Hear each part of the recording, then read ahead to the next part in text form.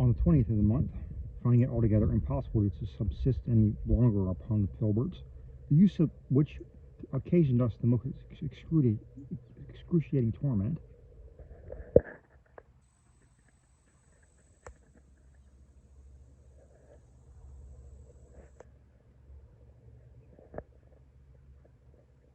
we resolved to make a desperate attempt at descending the southern declivity of the hill. The face of the precipice was here the softest species of soapstone, although near perpendicular throughout its whole extent, a depth of 150 feet at the least, and in many places even overarching. After a long search, we discovered a narrow ledge about 20 feet below the brink of the gulf. Upon this, Peters contrived to leap, with what assistance I could render him by means of our pocket handkerchiefs tied together. With somewhat more difficulty, I also got down, and we then saw the possibility of descending the whole way by the process in which we had clambered up from the chasm when we had been buried by the fall of the hill. That is, by cutting steps in the face of the soapstones with our knives.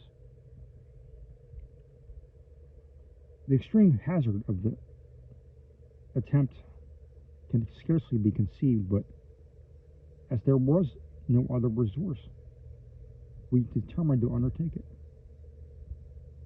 Upon the ledge we stood there grew more filbert bushes, and to one of these we made fast to an end of our rope of handkerchiefs, the other end being tied around Peter's waist. I lowered him down over the edge of the precipice down until the handkerchiefs were stretched tight. He now proceeded to dig a deep hole in the soapstone as far in as 8 or 10 inches. Sloping down away the rock above to the height of a foot or thereabout, so as to allow of his driving with the butt of a pistol a tolerably strong peg in the leveled surface.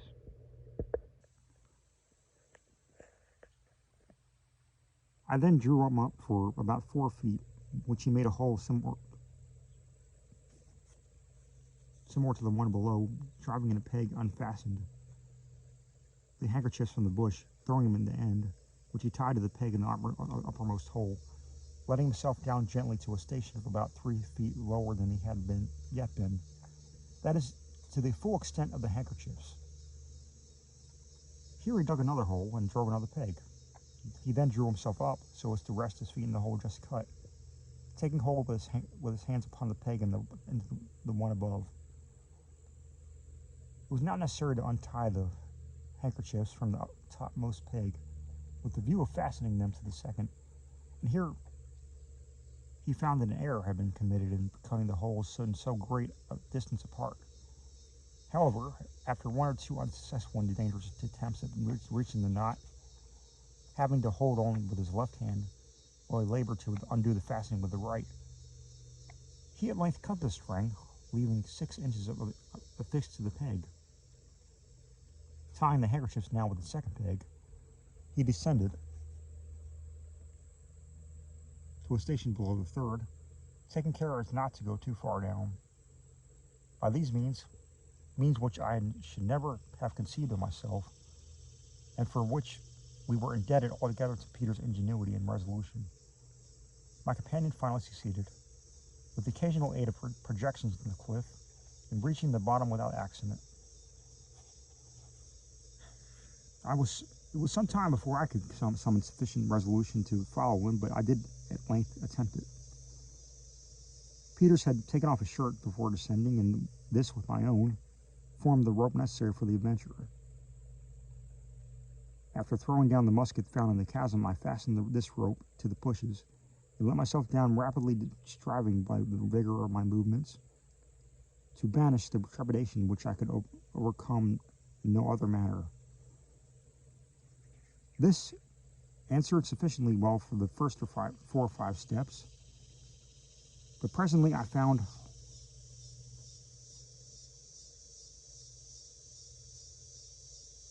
my imagination growing terribly excited by thoughts of the vast depths yet to be descended, and the precarious nature of the pegs and soapstone holes which were my only support.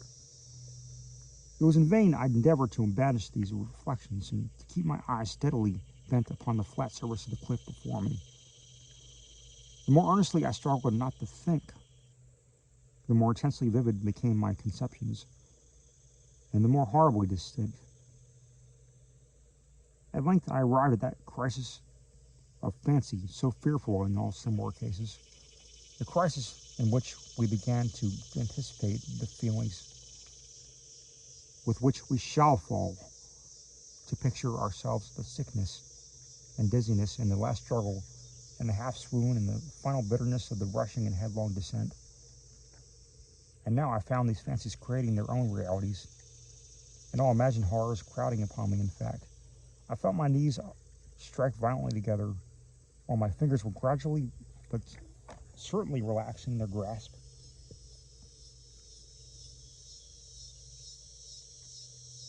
There was a ringing in my ears, and I said, "This is the knell of my death." And now was consumed with the irrepressible desire of looking below. I would not confine my glances to the cliff, and with a wild, indefinable emotion, half of horror, half of relief or oppression, I threw my vision far down into the abyss. For one moment my fingers clutched convulsively upon their hold, while, with the movement, the faintest possible idea of ultimate escape wandered like a shadow through my mind. In the next, my whole soul was pervaded with a longing to fall, a desire, a yearning, a passion utterly uncontrollable. I let go at once my grasp upon the peg, and turning half round from the precipice, remained tottering for an instant against its naked face. But now there came a spinning of the brain. A shrill-sounding and phantom voice screamed within my ears. A dusky, fiendish, and filmy figure stood immediately beneath me, and sighing, I sunk down with a bursting heart and plunged within its arms. I swooned, and Peters had caught me as I fell.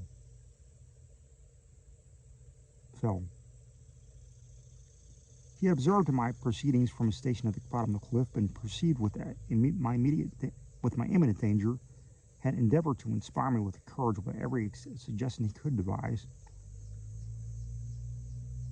Although my confusion of mind had been so great as to prevent my hearing what he said, or being conscious that he had even spoken to me at all. At length, seeing me totter, he had hastened to ascend to my rescue, and arrived just in time for my preservation. Had I fallen with my full weight,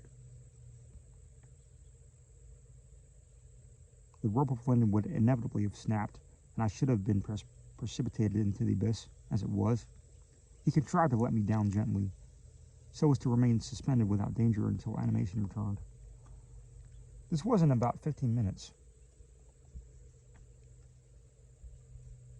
On recovery, my trepidation had entirely vanished. I felt a new being, and with some little further aid from my companion, reached the bottom, and also in safety. We now found ourselves not far from the ravine which had proved the tomb of our friends, and to the southward of the spot where the hill had fallen. The place was of one of singular wildness, and the aspect brought to my mind the descriptions given by the travelers of those dreary regions, marking the sites of the degraded Babylon, not to speak of the ruins of the disrupted cliff, which formed a chaotic barrier in the vista to the northward. The surface of the ground in every direction was strewn with huge tumuli, apparently the wreck of some gigantic structures of art, although in detail no semblance of art could be detected. Scoria were abundant, and large shapeless blocks of the black granite, intermingled with others of marl, and both granulated with metal. Of vegetation there was no trace whatsoever throughout the whole of the desolate area within sight. Several immense scorpions were seen, and various reptiles not elsewhere to be found in the high latitudes. As food was our most immediate object, we resolved to make our way to the seacoast. Distance not more than a half mile, with the view of catching turtle, several of which we had observed from our place of concealment on the hill. We proceeded some 100 yards, threading our route cautiously between the huge rocks and tumuli, when upon turning a corner, 5 savages sprung upon us from a small cavern, felling Peters to the ground with a blow from a club. As he fell, the whole party rushed upon us to secure the victim, leaving me time to recover from my astonishment. I still had the musket, but the barrel had received so much injury from being thrown from the precipice that I cast it aside as useless, preferring to trust my pistols, which had been carefully preserved in order. With these I advanced upon the assailants, firing one after the other in a quick succession. 2 savages fell, and one, who was in the act of thrusting a spear into Peters, sprung to his feet without accomplishing his purpose. My companion thus being released, we had no further difficulty. He had his pistols also, but prudently declined using them, confiding in his great personal strength, which far exceeded that of any person I have ever known. Seizing a club from one of the savages who had fallen, he dashed out the brains of the 3 who remained, killing each instantaneously with a single blow of the weapon, and leaving us completely masters of the field. So rapidly had these events passed that we could scarcely believe in our reality, and were standing up over the bodies of the dead in a species of stupid contemplation, when we were brought to recollection by the sound of shouts in the distance. It was clear that the savages had been alarmed by the firing, and that we had little chance of avoiding discovery. To regain the cliff, it would be necessary to proceed in the direction of the shouts, and even should we succeed in arriving at its base, we should never be able to ascend it without being seen.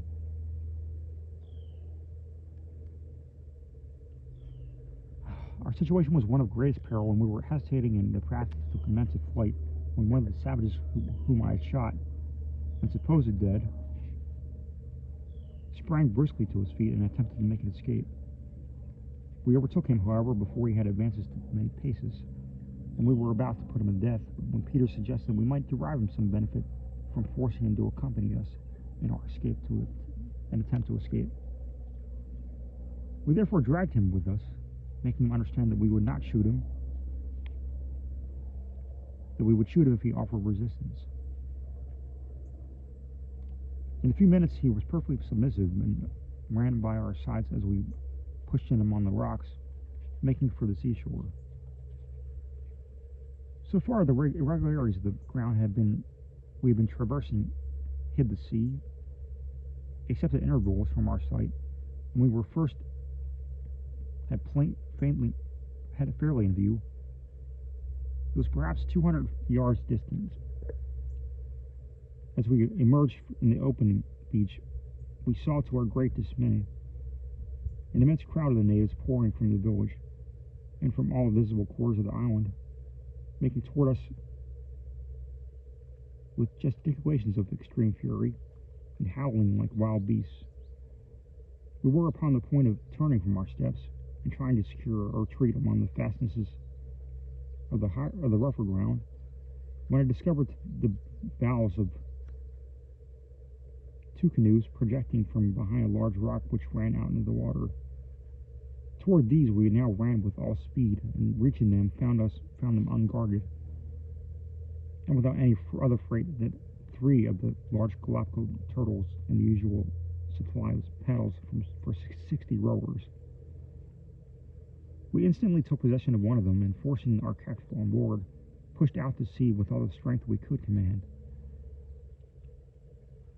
We had not made, however, more than 50 feet from the shore before we had sufficiently come to perceive the great oversight over which we had been guilty in leaving the other canoe in the power of the savages, who by this time were not more than twice as far from the beach as ourselves, and were rapidly advancing to the pursuit.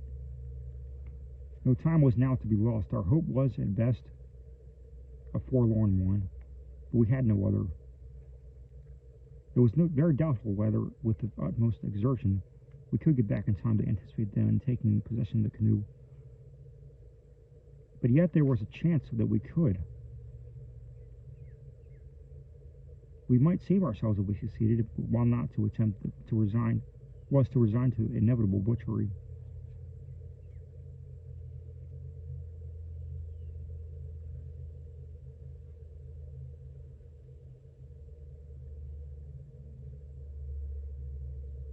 canoe was remodeled with the bow and stern alike,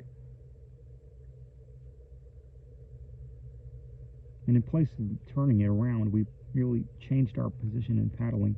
As soon as the savages perceived this, they redoubled their yells as well as their speed, and approached with inconceivable rapidity. We pulled out, however, with all the energy of desperation, and arrived at the contested point before more than one of the natives had attained it. This man paid dearly for his superior agility, Peter shooting him through the head with a pistol as he approached the shore. The foremost among the rest of the party were probably some 20 or 30 paces distant as we seized upon the shore, the canoe.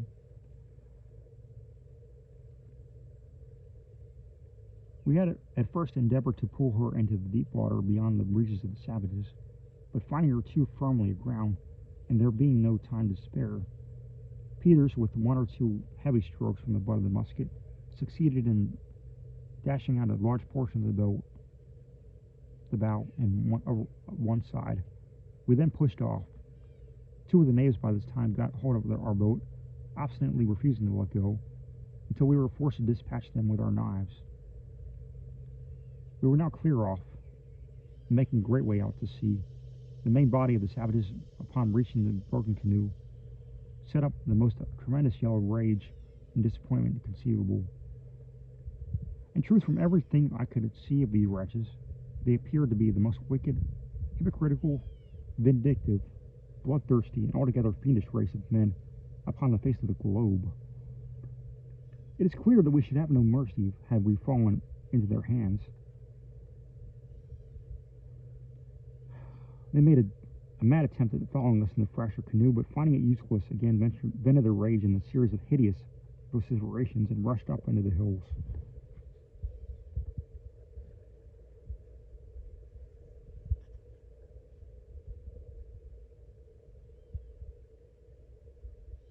We were thus relieved from our immediate danger, but our situation was still sufficiently gloomy. We knew that 4 canoes of the kind we had were at one time in the possession of the savages, and were not aware of the fact afterward ascertained from our captive, that 2 of these had been blown to pieces in the explosion of the Jengai. We calculated, therefore, upon being yet pursued as soon as our enemies could get round to the bay, distant about 3 miles, when the boats were usually laid up. Fearing this, we made every exertion to leave the island behind us, and went rapidly through the water, forcing the prisoner to take a paddle. In about half an hour we had gained, probably, 5 or 6 miles to the southward. A large fleet of the flat-bottomed canoes or rafts were seen to emerge from the bay, evidently with the design of pursuit. Presently they put back, despairing to overtake us. We found ourselves in the wide and desolate Antarctic Ocean, with a latitude exceeding 84 degrees in a frail canoe, and with no provision but the 3 turtles. The long polar winter, too, could not be considered as far distant, and it became necessary that we should deliberate well upon the course to be pursued. There were 6 or 7 islands in sight, belonging to the same group, and distant from each other about 5 or 6 leagues, but upon neither of these had we any intention to venture. In coming from the northward of the Jengai, we had gradually leaving behind us in the severest region of ice. This, however little it may be in accordance with the generally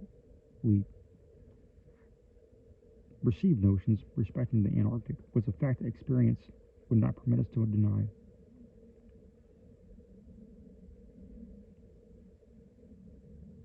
To attempt, therefore, getting back would be folly, especially at so late a period of the season. Only one course seemed to be left open for hope. We resolved to steer boldly to the southward, where there was at least a probability of discovering other lands, and more than a probability of finding a still milder climate. So far have we found the Antarctic, like the Arctic Ocean, peculiarly free from violent storms and immoderately rough water, but our canoe was at best a frail structure, although large, and we set busily to work with a view of the rendering her as safe as the limited means of our possession would admit. The body of the boat was of no better material than bark, the bark of a tree unknown.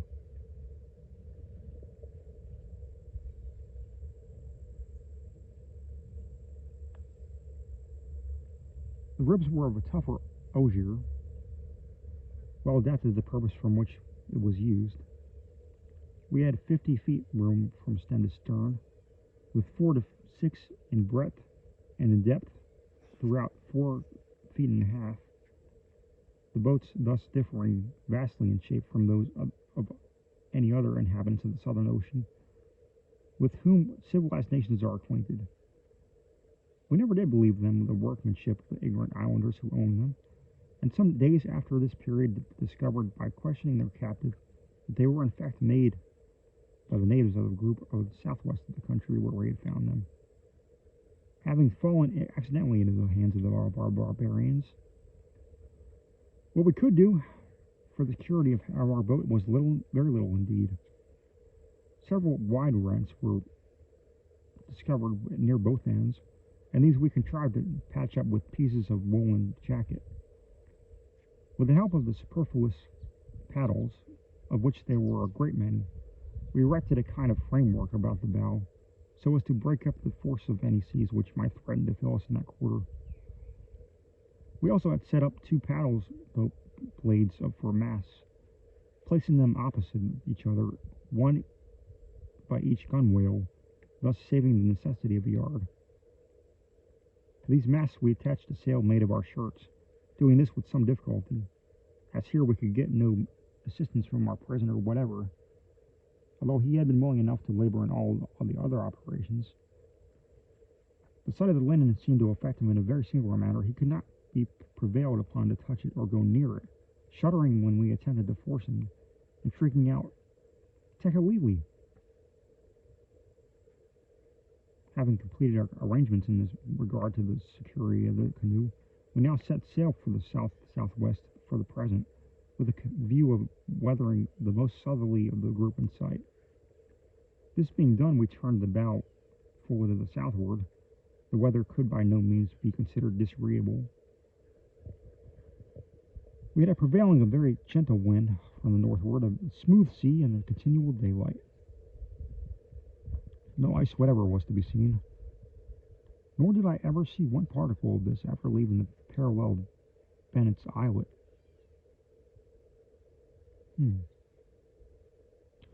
Indeed, the temperature of the water was here far too warm for its existence in quantity.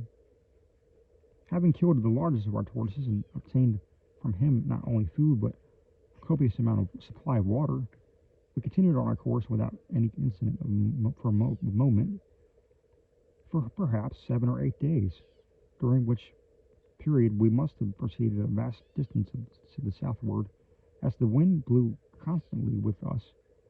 The very strong current set continually in the direction we were pursuing. March 1st. Many unusual phenomena now indicated that we were entering upon a region of novelty and wonder. A high range of light gray vapor appeared constantly in the southern horizon, flaring up occasionally in lofty streaks, now darting from the east to west and now west to east, and again presenting a level and uniform summit. In short, having all the very wild variations of the aurora borealis.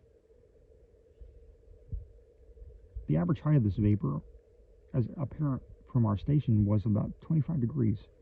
The temperature of the sea seemed to be increasing momentarily, and there was a very perceptible alteration in its color. March 2nd. Today, to be repeated, by repeated questioning of our captive, we came to the knowledge of the many particulars in regard to the island of the massacre, its inhabitants and customs, but with these how can I now detain the reader or listener? I may say, however, that we learned there were 8 islands in the group, that they were governed by a common king named Salomon or Salomoon.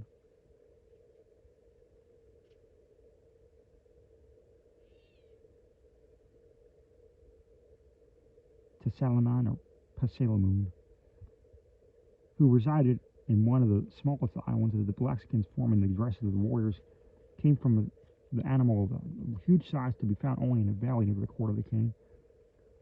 But the inhabitants of the group fabricated no other boats than flat-bottom rafts. The 4 canoes being of all kind in their possession, and these having been obtained, by mere accident, from some large island in the southwest, that its own name was Nu, that he had no knowledge of Bennett's Islet, and that the appellation of the island he had left was Salau. To Salau.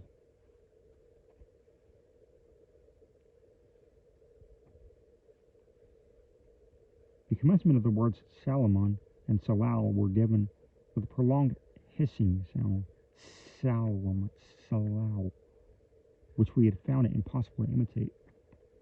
Even with the repeated endeavors, in which was precisely the same with the note of the black bittern we had eaten up on the summit of the hill. March 3rd. The heat of the water was now truly remarkable, and the color was undergoing a rapid change, being no longer the transparent, but of a milky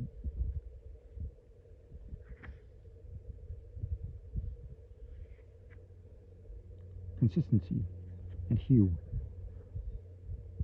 In our immediate vicinity it was usually smooth, never so rough as to endanger the canoe, but we were frequently surprised at perceiving to our right and left, at different distances,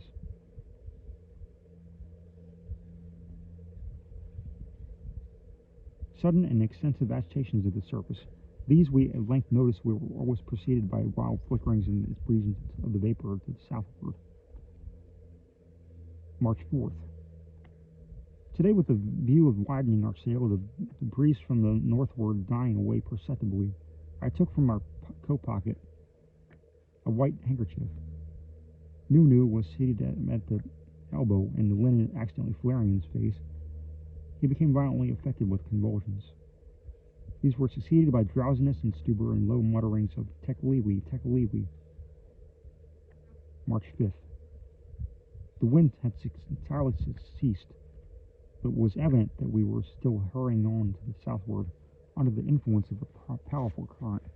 And now, indeed, it would seem reasonable that we should experience some alarm at the turns of events were taken. But we felt none. The countenance of Peters indicated nothing of this nature, although it was more at times an expression I could not fathom. The polar winter appeared to be coming on, but coming without its terrors. I felt a numbness of body and mind, a dreaminess of sensation. But this was all. March 6th. The gray vapor had now risen with many more degrees above the horizon, and was now gradually losing its faintness and grayness of tint. The heat of the water was extreme, even unpleasant to touch, and the milky hue was now more evident than ever. Today the violent agitation of the water occurred very close to the canoe. It was attended as usual with a wild flaring up of the vapor at its summit, and a momentary division at its base. A fine white powder resembling ashes, but certainly not such, fell over the canoe, and over a large surface of the water as flickering died away among the vapor of the commotion subsided in the sea. Nu now threw himself on his face in the bottom of the boat, and no persuasions could induce him to arise. March 7th. This day we questioned Nu concerning the motives of his countrymen in destroying our companions, but he appeared to be too utterly overcome by terror to afford us any rational reply. He still obstinately lay in the bottom of the boat, and upon our reiterating the questions as to the motive, made only use of idiotic gesticulations, such as raising with his forefinger the upper lip, and displaying the teeth which lay beneath it. These were black. We had never before seen the teeth of an inhabitant of Salau. March 8th. Today there floated by us one of the white animals whose appearance upon the beach at Salau had occasioned so wild a commotion among the savages. I would have picked it up, but it came over me a sudden listlessness, and I forbore. heat of the water still increased, and the hand could no longer be endured within it. Peter spoke little, and I knew not what to think of his apathy. Nunu breathed, and no more. March 9th. The whole ashy material fell now continually around us in vast quantities.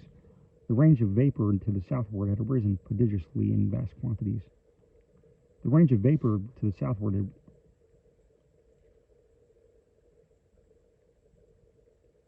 had arisen prodigiously in the horizon, and began to assume the more distinctness of form. I can liken it to nothing but a limitless cataract, rolling silently in the sea and from some immense and far distant rampart in the heaven. The gigantic curtain ranged along the whole extent of the southern horizon. It emitted no sound. March 21st. A sullen darkness now hovered above us, but from out the milky depths of the ocean a luminous glare arose, and stole up along the bulwarks of the boat.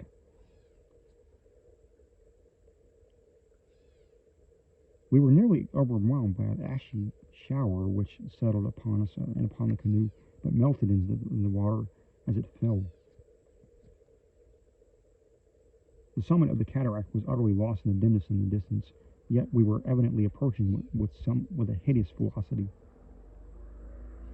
At intervals they were visible in it, wide, yawning, with momentary rents, and from out of these rents, within which was a chaos of flitting and indistinct images, there came rushing and mighty, but soundless winds, tearing up in the enkindled ocean in their course. March 22nd. The darkness had materially increased, relieved only by the glare of the water thrown back from the white curtain before us. Many gigantic and pallidly white birds flew continuously now from beyond our veil,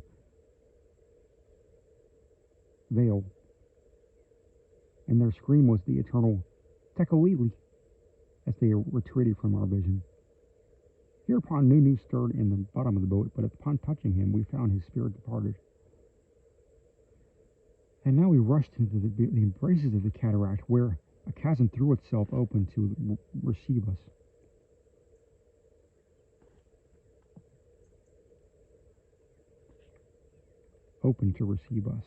But there arose in our pathway a shrouded human figure, very far larger in its proportions than any dweller among men. And the hue of the skin of the figure was of a perfect whiteness of the snow.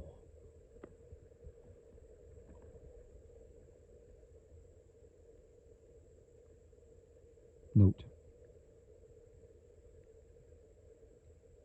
the circumstances connected with the late and sudden and distressing death of Mr. Pym are already well known to the public through the medium of the daily press. It is feared that the few remaining chapters which were to complete his narrative, and which now were retained by him, while the above were in type for the purpose of the revision, have been irrecoverably lost through the accident by which he perished himself. This, however, may prove not to be the case, and the papers, if ultimately found, will be given to the public. No means have been left untried to remedy the deficiency. The gentleman whose name is mentioned in the preface, and who, from the statement there made, might be supposed able to fill the vacuum, has declined this task. This, for satisfactory reasons connected with the general inaccuracy of the details afforded him, and his disbelief in the entire truth of the latter portions of the narration. Peters, from whom some information might be expected, is still alive and a resident of Illinois, but cannot be met with at present. He may hereafter be found, and will, no doubt, afford material for a conclusion of Mr. Pym's account. The loss of 2 or 3 chapters, for there were but 2 or 3, more deeply to be regretted, and it cannot be doubted they contain matter relative to the pole itself, or at least to the regions in its very near proximity, and as to the statements of the author in relation to these regions, may shortly be verified and contradicted by means of the governmental expedition now preparing for the Southern Ocean. On one point in the narrative, some remarks may be well offered. It would have afforded the writer of this appendix some much pleasure if what he may here observe should have a tendency to throw credit in any degree upon the very singular pages now published. We allude to the chasms found in the island of Salao and to the whole figures upon pages 760, 761, and 762. Mr. Pym has given all the figures of the chasms without comment, and speaks decidedly of the indentures found in the extremity of the most easterly of these chasms as having been but a fanciful resemblance to alphabetical characters, and in short, as being positively not such. This assertion is made in a matter so simple and sustained by a species of demonstration so conclusive. The fitting of the projections of the fragments found among the dust and the dentures upon the wall, that we were forced to believe the writer in earnest, and no reasonable reader or listener should be supposed otherwise. But as the facts in relation to all the figures of the most singular, especially when taken in connection with all the statements made in the body of the narrative, it may be well as to say a word or two concerning them all. This, too, the more especially as the facts in question have beyond doubt escaped the attention of Mr. Poe. Figure 1, then Figure 2, then Figure 3, and Figure 5, when conjoined with one another in the precise order with the chasms themselves presented, and when deprived of the small lateral branches or arches which it will be remembered serve only as a means of communication between the main chambers, were of a totally distinct character, constitute an Ethiopian verbal root, to be shady, whence all the inflections of shadow or darkness. In regard to the, quote, left or most northwardly, unquote, of the indentures of the figure 4, it's more than probable in the opinion of Peters was correct, and the hieroglyphical appearance was really the work of art and intended as a representation of the human form. The delineation is before the reader, and he may or may not perceive the resemblance suggested, but the rest of the indentures afford strong confirmation of Peter's idea. The upper range is evidently the Arabic root for to be white.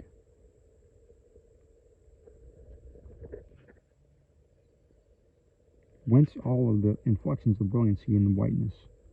The lower range is not so immediately perspicuous. The characters are somewhat broken and disjointed, nevertheless, it cannot be doubted that in their perfect state they form the full Egyptian word for the region of the south.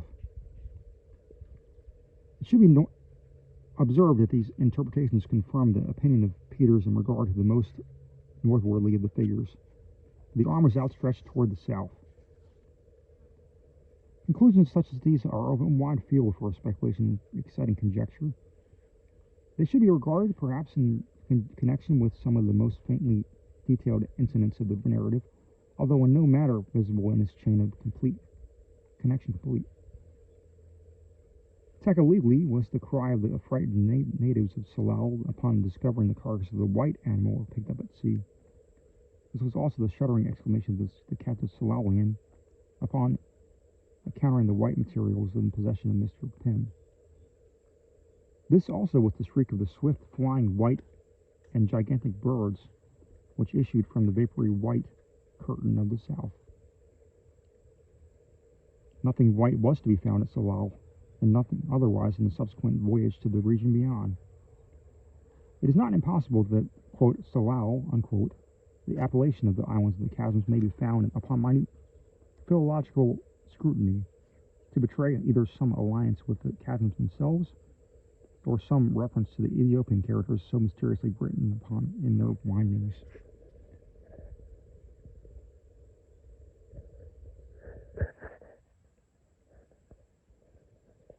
I have graven it within the hills, and my vengeance upon the dust within the rock.